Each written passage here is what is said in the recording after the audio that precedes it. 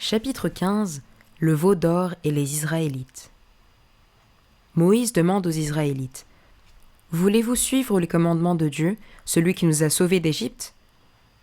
Les Israélites répondent: Oui, on veut suivre Dieu. Moïse gravit encore le mont Sinaï pour parler avec Dieu. Il y reste longtemps. Alors les Israélites commencent à chuchoter entre eux. Moïse ne reviendra peut-être pas. On a besoin d'un autre Dieu pour nous protéger. Ils rassemblent de l'or pour fabriquer la statue d'un veau. Ce veau va nous protéger, disent-ils. Maintenant, c'est lui notre Dieu. Les Israélites désobéissent à Dieu. Ils rendent Dieu très triste. Puis, Moïse revient de la montagne. En voyant la situation, il se met en colère et dit: Ceux qui veulent faire plaisir à Dieu, approchez. Quelques-uns viennent à Moïse, car ils veulent plaire à Dieu. Mais les autres ne bougent pas. À ton avis, qu'arrive-t-il aux hommes qui ne s'approchent pas ce jour-là? Tous perdent leur vie, car ils n'ont pas écouté Dieu. C'est un jour très triste. Après ça, les Israélites commencent à écouter Dieu et à lui obéir de tout leur cœur. Chapitre 16. La repentance. Le peuple de Dieu lui demande pardon. Les Israélites se révoltent contre Moïse. « Pourquoi tu nous as amenés ici? On va tous mourir dans le désert. On ne veut plus de la manne. Dieu ne nous vient plus en aide. » Moïse est triste quand il entend ça.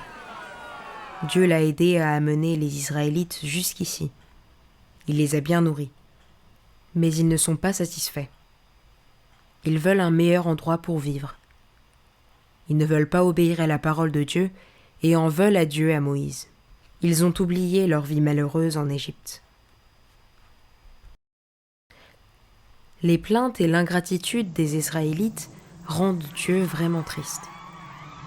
Alors il décide de ne pas les protéger. Un jour, des serpents vénéneux apparaissent.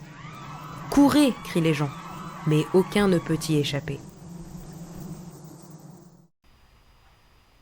Dieu a libéré les Israélites d'Égypte. Il les a nourris de manne et d'eau dans le désert. Mais ils n'ont pas remercié Dieu. Ils ont parlé contre lui. Maintenant, ils se font attaquer par des serpents. Le peuple supplie Moïse: « Sauve-nous, on a mal agi. »